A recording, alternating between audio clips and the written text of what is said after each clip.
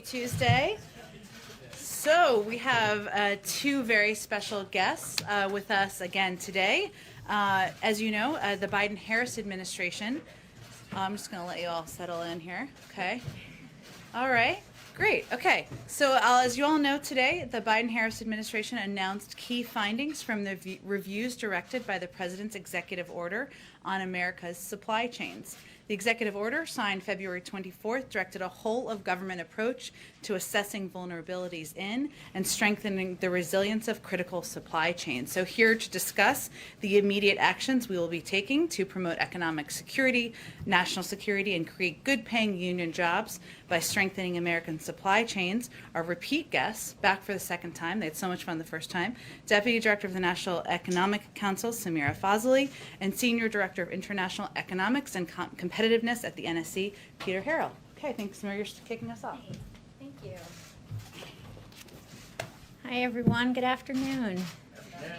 And thank you, Jen. It is good to be back here at the end of this whole of government review that we just undertook of America's supply chains following President Biden's direction back in February. We said from the beginning that our approach to supply chain policy needs to be an integral part of the president's overarching economic strategy to grow the economy from the bottom up and the middle out. We also said that we were not going to simply be writing reports in this 100 days and that we're going to sit on a shelf. We were going to be taking action to address specific supply chain vulnerabilities. I think today's reports make both those things crystal clear. To achieve supply chain resiliency, we need to build back better by leveraging America's greatest strengths. First and foremost, American workers. Decades of focusing on labor as a cost to be managed and not an asset to be invested in have weakened our domestic supply chains, undermined wages and union density for workers, and also contributed to companies' challenges finding skilled talent. We must focus on creating pathways for all Americans to access well-paid jobs with a free and fair choice to join a union and bargain collectively. Second, our diversity. We need to unlock the full potential of the American people, including making economic opportunities available across our country and for women and for people of color. Third, our small businesses. To build a diverse and healthy ecosystem of suppliers, we must rebuild our small and medium-sized business manufacturing base that has borne the brunt of the hollowing out of U.S. manufacturing. Fourth, our alliances. We need to diversify our international suppliers and reduce geographic concentration risk. For too long, the U.S. has taken certain features of global markets, especially the fear that companies and capital are going to flee to wherever wages, taxes, and regulation are the lowest, as inevitable. The pandemic laid bare the challenges of this approach, and we need to change it. We are committed to working with partners and allies to decrease the vulnerabilities in our collective supply chains. And finally, fifth, our imagination. Our approach to supply chain resilience needs to look forward to emerging threats, from cybersecurity to climate issues, and so we are future-proofing and building back better. Second, it's clear from these reports that we need to take action, and today we made a series of announcements to that effect, including on pharmaceuticals. The Department of Health and Human Services is going to be using its Defense Production Act authority and funding appropriated under the President's American Recovery Plan to invest $60 million in advanced pharmaceutical manufacturing technologies and R&D. On advanced batteries, the Department of Energy will take steps to advance its support for battery research, manufacturing, and processing. This is going to include new rules to ensure that companies that develop new products based on federal R&D funding manufacture those products in the U.S. So what is invented in America can be made in America by America's workers. On critical minerals and materials like lithium and rare earths that are essential in our fight to combat the climate crisis, we will be announcing a comprehensive strategy that includes both increases in sustainable U.S. production and processing and working with allies and partners to increase sustainable global supply and reduce reliance on geopolitical competitors. Across all of our domestic and international efforts on minerals, we will maintain a commitment to adhere to the highest environmental, labor, and social sustainability standards and support robust community engagement in the process, including tribal consultations here in the U.S. On semiconductors, the Department of Commerce will double down on their ongoing work to convene industry and work with allies and partners to increase transparency, communication, and trust throughout the semiconductor supply chain. Finally, as we move to focus on our one-year reviews, the Department of Agriculture is announcing more than $4 billion in a robust suite of Build Back Better initiatives focused on building a more fair, competitive, distributed, and resilient food supply chain and food system. Third, we need to be nimble and be able to address emerging supply chain issues at the same time as we're continuing this work on these longer supply chain resiliency strategies. And that is why today we are launching a new supply chain disruptions task force to tackle near-term bottlenecks in the semiconductor, home building and construction, transportation, and agriculture and food industries. This task force is going to be led by 3 cabinet secretaries, Secretaries Buttigieg, Raimondo, and Vilsack, and will bring an all-of-government approach to addressing the near-term supply-demand mismatches we are seeing in these sectors as the economy reignites. They will be collaborating closely with industry, labor, and other stakeholders to surface solutions, share best practices, and take actions. And we at the White House are going to be their partners by their side. It's going to be NEC, DPC, CEA, NSC, all of us working with them. Throughout our work on supply chains, we have been heartened to see the bipartisan support for supply chain security and resiliency, including when the President started this review by meeting with a bipartisan group of senators in the Oval Office. We look forward to working with Congress as we move these ideas into action. And before I turn it over to my colleague and friend, Peter Harrell, I want to note that our report's findings reinforce the President's call for making a once-in-a-generation investment in our nation's production and innovation infrastructure. Those investments, proposing the American Jobs Plan and the American Families Plan, will strengthen the public systems that connect manufacturing, researchers, workers, and small businesses, and will help unleash the power and ingenuity of the private markets to drive towards national resiliency. Thank you. Peter?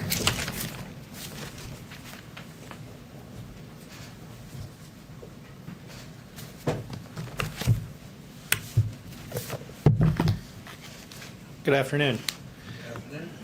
Thanks, Samira, and it's a pleasure for me to be here this afternoon. This is a signature initiative for President Biden.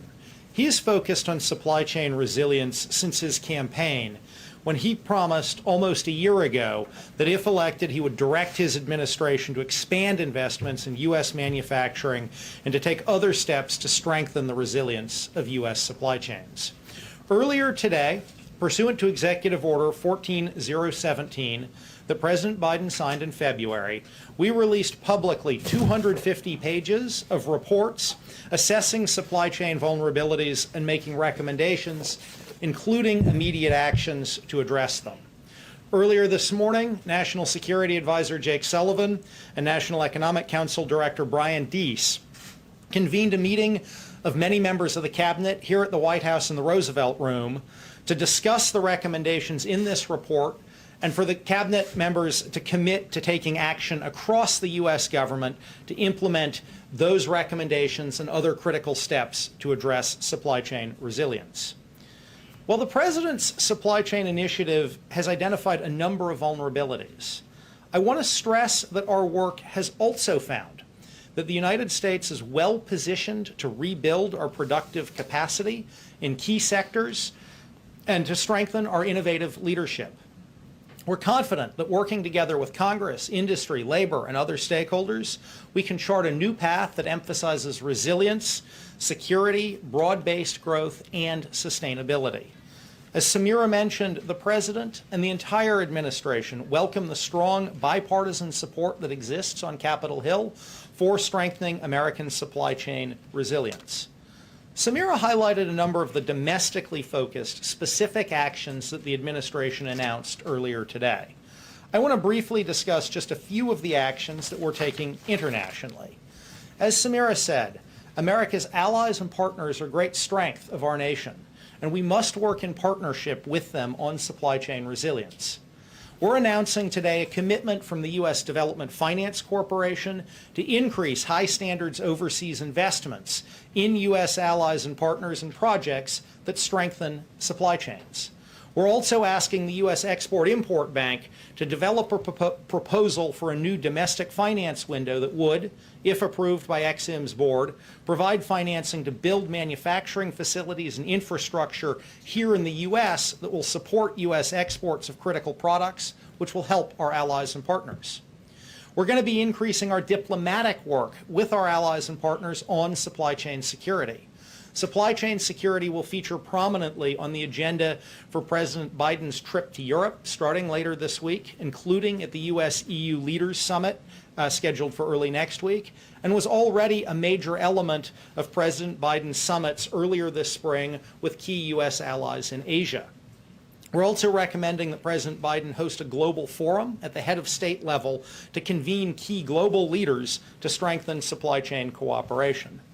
Finally, we know that as we strengthen cooperation with our allies and partners, we also have to push back against unfair trade practices by competitor nations that have hollowed out the U.S. industrial base and undermine our supply chain security. We're launching a U.S. trade representative-led supply chain trade strike force to identify unfair trade practices that undermine U.S. supply chains and to identify specific trade actions we can bring to combat those practices. We're also asking the Commerce Department to evaluate a Section 232 action on neodymium magnets, which are essential to motors and a range of defense and industrial applications, to identify tools to reduce our foreign dependency. This would demonstrate the type of targeted but tough action we expect the Trade Strike Force to deliver. I want to thank members of the Cabinet and their staff who contributed to these reports and actions. The initiative represents an immense amount of work, and we know we have much more in the weeks and months ahead. We'll be working to implement all of the recommendations summarized in the report and carrying forward the work to a second phase directed by EO 14017, which is already underway and consists of broad studies of the supply chain risks of 6 key industrial-based sectors. Those industrial-based sector supply chain reports will be due next February on the year mark of Executive Order 1417. It's been an honor for all of us to work on this initiative, and I'm sure we'll be talking about it with you regularly as our work goes forward. Thank you, and we look forward to a couple of questions. Okay. Go ahead, Phil. Thanks, Jen. I think probably for Samira, kind of flesh out a little bit the Supply Chain Disruptions Task Force. Obviously, you guys believe what's happening right now is transitory. These mismatches exist. They're creating near-term problems. Do you expect this task force to be coming up with ideas and proposals in real time? Are they reporting at a specific clip? Kind of how do you expect this to work to try and address these things that are problems right now? Yeah. Well, one, I want everyone to remember and recognize that these are kind of good problems to be having. At this time last year, we had bare grocery shelves and we had people going hungry. And thanks to the President's American Rescue Plan, we have people finally able to be out there moving again, visiting families this summer, and going out to eat. So these are good problems to be having and to be working on right now. We're thankful for that, and the success of our COVID vaccination strategy. But I think what you just saw us do right now is a 100-day sprint around 4 products. And when we say we're going to take sprints and take actions, we mean a sprint and we mean action. And so here, our cabinet secretaries who are in the lead, you'll see in the days and weeks ahead, they are going to be bringing together all stakeholders to really diagnose the problems, understand what's going on out there in these markets, and see what actions can be taken to close those vulnerabilities. We recognize that in some instances, those actions are going to be actions that the private sector, other stakeholder groups, they need to be the ones taking action. The answer is not always government taking the action here, but we have learned in our work with the semiconductor kind of producers and users that when you bring people together, you help them increase trust, increase transparency, and stimulate a lot of learning that sparks action. April? This is for Samira and Peter. Samira, you used the word weekend. And as we're talking about supplies, I'm looking at the link with inflation.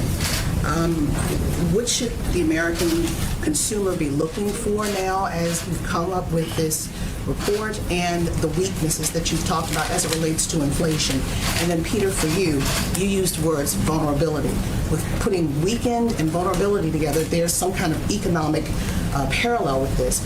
Where are we economically in this nation? What is our status? We are staving off or have been trying to stay off depression. Where are we economically? Are we still in recession, a deep recession? Where are we? You can answer both of those questions. Look, I think where we are economically is The U.S. is clearly the engine of global growth right now. Our economy has reignited, and the rest of the world is being valued by our successes here. So the economy is fundamentally in a position of strength, but this president has consistently said that what we need to do is take this moment to build back better. So when we talk about weaknesses and vulnerabilities in this report, we've identified structural long-term problems that have built up over time in our economy, and that is why this president has been out there calling for Congress to take action on his American Jobs Plan and American Families Plan, because what we need now is a transformational investment to make sure we can actually grow from the bottom up and the middle out.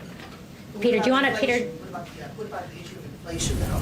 Oh, you know, on these supply chain bottlenecks that we're seeing, some of these price dislocations, these temporary increases in delivery time, we fully expect these bottlenecks to be temporary in nature and to resolve themselves over the next few weeks. Like if again, these are good problems to be having. Demand came back much quicker than even companies expected. I think the success of our vaccination campaign surprised many people, and so they weren't prepared for demand to rebound in this way, but we still expect this to be transitory in nature. We're going to keep an eye on it, but we think it should resolve in the next few months. And the status of where we are economically, recession, staving off depression, deep recession, where are we? And I think Samira addressed that. I just So want she to said, okay, strength. Okay. Strength. Okay, good.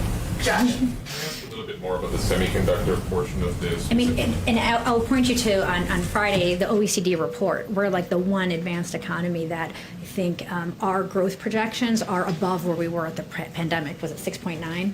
So. Good, Josh. On semiconductors, how do you plan to balance funding or support for foreign manufacturers, allies, partners, and domestic manufacturers? Is there going to be a preference given to domestic, or is there a risk that this could, support foreign manufacturers in a way that actually undercuts the domestic industry? How, if at all, do you plan on balancing that? So I think we are taking an all-of-the-above strategy to semiconductor manufacturing and expanding semiconductor manufacturing, both here in the United States and abroad. As you know, the President has called for Congress to appropriate at least $50 billion to strengthen semiconductor manufacturing here in the United States, including both leading-edge semiconductors and also some of the more mature semiconductors where we're seeing current shortages for automotive manufacturing and industrial applications. Generally speaking, consistent with the proposal in Congress, we would expect to encourage both foreign and American companies to invest here in the United States. And I think we're already seeing some announcements of that, where we've seen announcements from Intel, from Samsung, from Global Foundries, from a whole range of both foreign and American companies to expand capacity here. But it isn't just from an overall strategy. That money is going to be about attracting capacity here in the United States. But from our overall strategy, it's not only about expanding capacity here in the United States, it's also about working with allies and partners. Yesterday, for example, Bosch, the major European automotive supplier, opened a new automotive semiconductor factory in Germany. That's going to help alleviate some of the global shortages we're seeing. So while that money is going to lead to greater production here in the United States, and we are expecting to see a major increase in production over the next couple of years, this is also an area where we see opportunities to work with allies and partners. You would treat an investment in the U.S. in a semiconductor plant equally, whether the investor was a foreign company or an American one? So we expect that the incentives will be available on a competitive basis to both foreign and American companies. I'm not here to get into the specifics of exactly how the program will be implemented if Congress, in fact, passes it. Finally, can you talk a bit about the trade strike force? What are they tasked with doing or able to do that USTR doesn't do already? So I think the trade strike force is a vehicle to leverage a number of our existing trade tools, but to really focus them on supply chain vulnerabilities. We have, as we looked across the 4 products that we are releasing reports on today, we saw example after example where an unfair foreign competitor action had led to the hollowing out of a supply chain for a key U.S. product. And these are all often very specific things those foreign governments are doing. So what this is going to do is harness and focus the government agencies involved in trade enforcement on how do we use our trade tools to strengthen, to combat unfair trade practices that impact supply chains and to strengthen U.S. supply chains. And I think the neodymium magnet 232 we're asking Commerce to evaluate is an example of that. Through our reports, we identified a very specific product where there's a very specific supply chain vulnerability, and we're getting the task force to look at that. Brian. I guess, the Disruption Task Force, are you all going to be looking at ransomware attacks? And how will you deal with it internationally? On ransomware? Yes. The Disruption Task Force is focused on semiconductors, lumber and construction, or home building and construction materials. It's not going to focus on ransomware and cybersecurity. We have a whole other process in place led by our National Security Council that addresses cybersecurity risks and issues. And internationally, you'll deal with that? How? So I think you saw the other day Deputy National Security Advisor Neuberger talk about some of the steps that the administration is taking to address ransomware. She is leading a process to identify and close vulnerabilities that we face from ransomware. One of the sets of issues we have been looking at in our supply chain review, both on these 4 products and in our year-long industrial base, is cybersecurity risks to our supply chains. Clearly, cybersecurity risks can disrupt supply chains, but Ms. Neuberger is leading the sort of focused response to the ransomware issue. That'll be two different things. Are they working together at I would not say it's siloed. Yeah. We work very closely. I think Peter and I being up here shows you how closely the National Economic Council and National Security Council work together on issues where it makes sense for us to come together. And so on cybersecurity, you've seen